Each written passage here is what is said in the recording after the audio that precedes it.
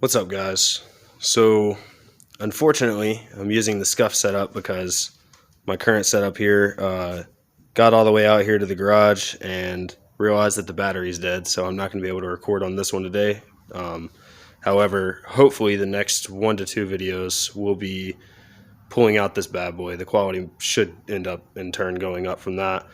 But today I'm going to be focusing on the Durango here.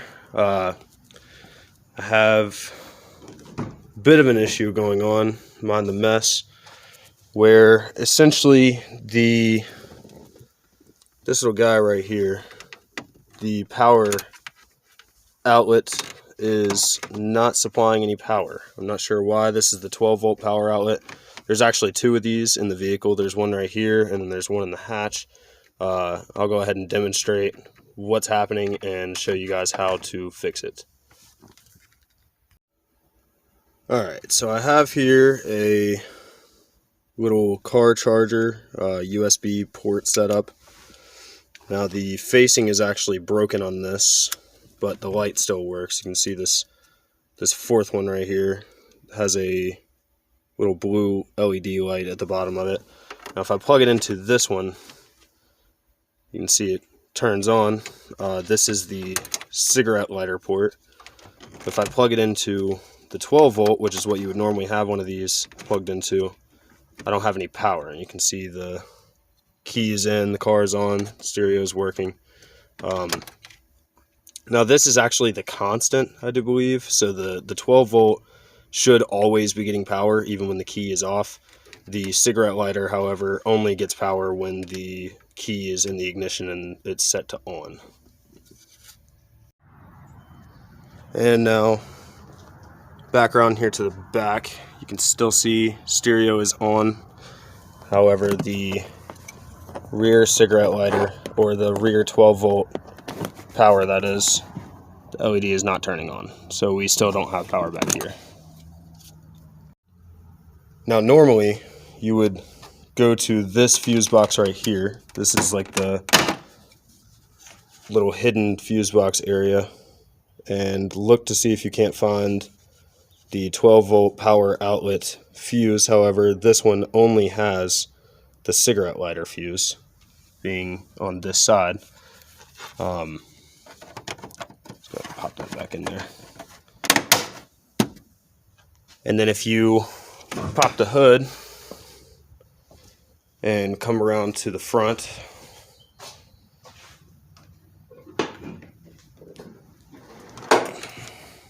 you also have this fuse box, which also, yet again, does not have a 12-volt on it.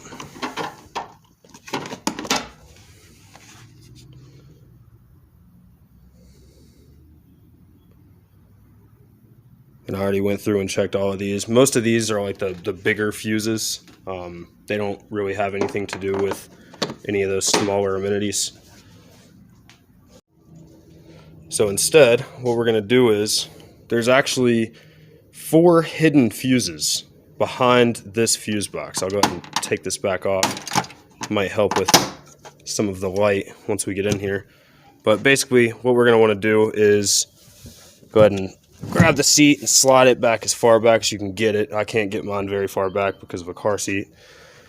And just to try and keep as clean as possible, I'm going to go ahead and grab this floor mat, toss it out, and grab your e-brake, push it in to get it out of the way. And once you slide back here and look, you can see this is the back of the fuse box. You can actually see my hand, maybe, if I can find it on the other end. There it is. You can see my hand coming through right there. And right back here, behind the fuse box, you see those little fuses poking out. And what we're going to want to do is grab, I believe, this yellow 20 amp right there and swap it out. Now you can use a set of the fuse pullers that actually come with it. I'm not a huge fan of those, and there's not a whole lot of space in that little cab area to get back there for that anyways. using one of those, so I'm just going to use a set of these long, small needle nose. Alright, we'll see if we can't get back there to pull this guy out. Try and go over this bundle.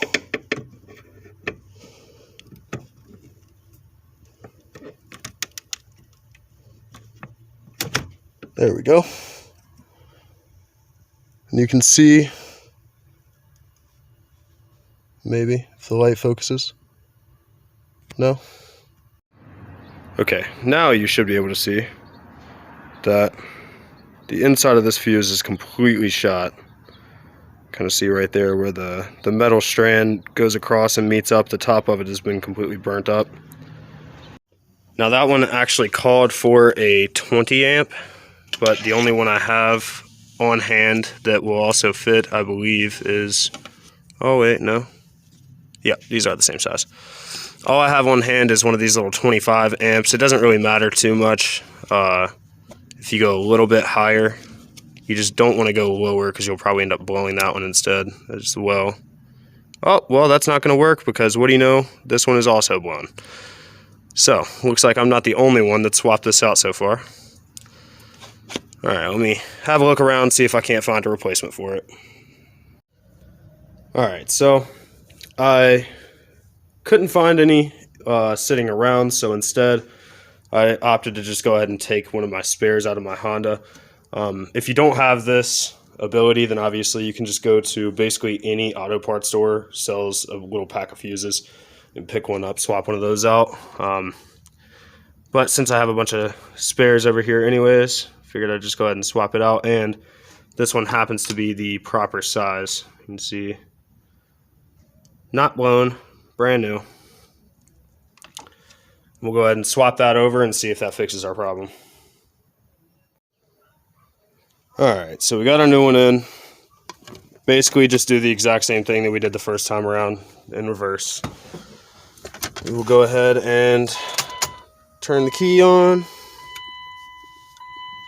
and try popping this bad boy back in and see what happens. There we go. As you can see, we now have light. Try it with the key off.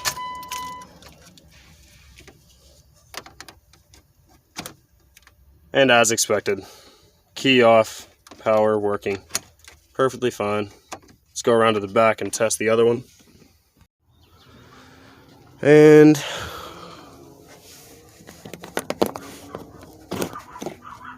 we now have power.